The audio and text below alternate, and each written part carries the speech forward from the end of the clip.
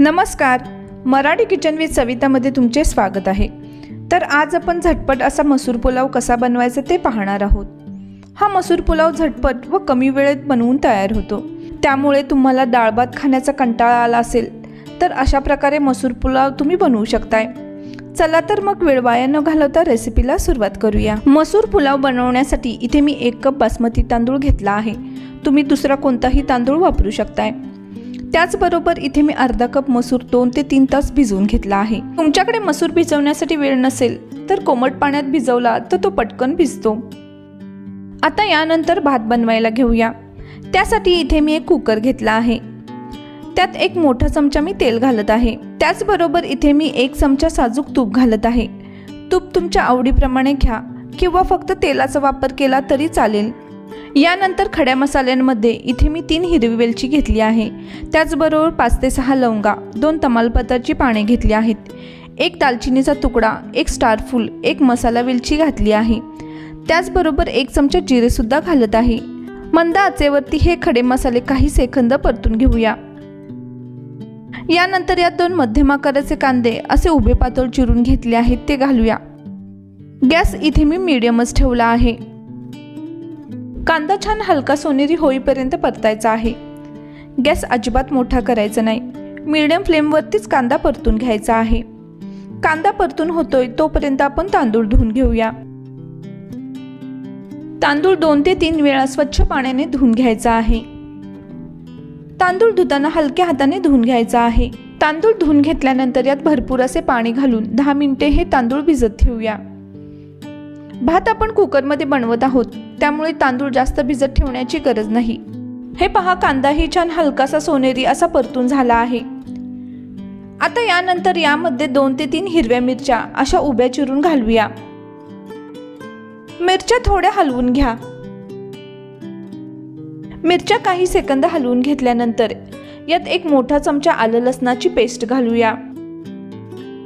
आलं लसूण छान 2 मिनिटे परतून घ्यायचे आहे, म्हणजे आलं लसणाचा कच्चा वास निघून जाईल। आलं लसूण 2 ते 3 मिनिटे परतून घेतल्यानंतर यात 1 मोठ्या आकाराचा टोमॅटो घालायचा आहे। टोमॅटो असा मी मोठ्या आकाराचा कट करून घेतला आहे। आता यानंतर यात चवीनुसार मीठ घालूया।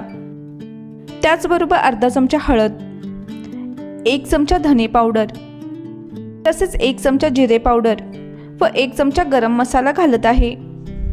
यानंतर यात मी 1 चमचा लाल तिखट घालत आहे। तुम्ही तुमच्या आवडीनुसार तिखटाचे प्रमाण कमी जास्त करू शकताय। आता यात मी 2 मोठे चमचे ताजे दही घालत आहे। दही घालताना गॅस स्लो करायचा आहे, नाहीतर दही फुटण्याची शक्यता असते। आता हे सर्व मसाले छान परतून घेऊया। मसाल्यांना चांगले तेल सुटेपर्यंत ते परतून घ्यायचे आहेत। गॅसची फ्लेम मी स्लो टू मीडियम ठेवली आहे। दह्यामुळे भाताला छान चव येते। अगदी 3 ते 4 मिनिटात मसाला छान परतून होतो। हे पहा, मसाल्याला चांगले तेल सुटले आहे। आता यानंतर यात भिजवून घेतलेला मसूर घालूया। मसूर सुद्धा या मसाल्यामध्ये 2 ते 3 मिनिटे परतून घ्यायचा आहे। असा मसूर परतल्यामुळे भाताची चव वाढते व मसूर पटकन शिजतो। मसूर 2 ते 3 मिनिटे परतून घेतल्यानंतर यात तांदूळ घालूया। तांदूळ घातल्यानंतर अगदी हलक्या हाताने तो हलवायचा आहे, जास्त परतण्याची गरज नाही। आता यात थोडीशी बारीक चिरलेली कोथिंबीर घालूया। त्याचबरोबर बारीक चिरलेला पुदिना सुद्धा घालत आहे।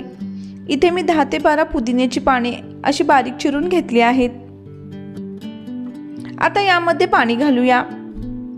इथे मी 2 कप गरम पाणी घालत आहे। नेहमी कुकरमध्ये भात शिजवताना 1.5 पट पाणी वापरायचे आहे, म्हणजे भात छान सुटसुटीत असा होतो। त्याचप्रमाणे 1 कप तांदळासाठी मी 1.5 कप पाणी व आपण मसूर वापरला आहे, त्यामुळे मसूरसाठी अर्धा कप पाणी मी वापरले आहे। त्यानुसार इथे मी 2 कप गरम पाण्याचा वापर केला आहे। पाणी घालताना नेहमी गरम पाण्याचाच वापर करायचा आहे। पाणी घातल्यानंतर याला चांगली उकळी येऊन द्या। पाण्याला उकळी आली की कुकरचे झाकण लावून घ्या। गॅसची फ्लेम मीडियम ठेवूनच कुकरच्या 2 शिट्ट्या करून घ्यायच्या आहेत। 2 शिट्ट्यांमध्ये भात छान शिजला जातो व चांगला सुटसुटीत असा होतो। कुकरच्या 2 शिट्ट्या झाल्यानंतर गॅस बंद करून कुकर पूर्णपणे थंड झाल्यावरच कुकरचे झाकण काढायचे आहे। तुम्ही पाहू शकताय पुलाव छान शिजला आहे, रंगही छान दिसत आहे। हा पुलाव हलक्या हाताने हलवून घ्या। तुम्ही पाहू शकताय भात छान सुटसुटीत असा दिसत आहे। पाण्याचे योग्य प्रमाण घेतले तर पुलाव अगदी छान शिजतो, चांगला सुटसुटीत मोकळा होतो। हा पुलाव तुम्ही रायत्यासोबत लोणच्यासोबत खाऊ शकताय। खायला खूप टेस्टी व चटपटीत लागतो व तितकाच पौष्टिक देखील आहे। त्यामुळे डाळ भाताला एक उत्तम पर्याय म्हणून हा मसूर पुलाव तुम्ही बनवू शकताय। तर तुम्हाला आजची रेसिपी कशी वाटली ती कमेंटद्वारे नक्की कळवा। व्हिडिओ आवडल्यास लाईक शेअर करायला विसरू नका। चॅनेलला अजून सबस्क्राईब केले नसल्यास सबस्क्राईब करा व सोबतचे बेल आयकॉनही प्रेस करा। पुन्हा भेटूया अशाच एका नवीन रेसिपीसोबत। धन्यवाद।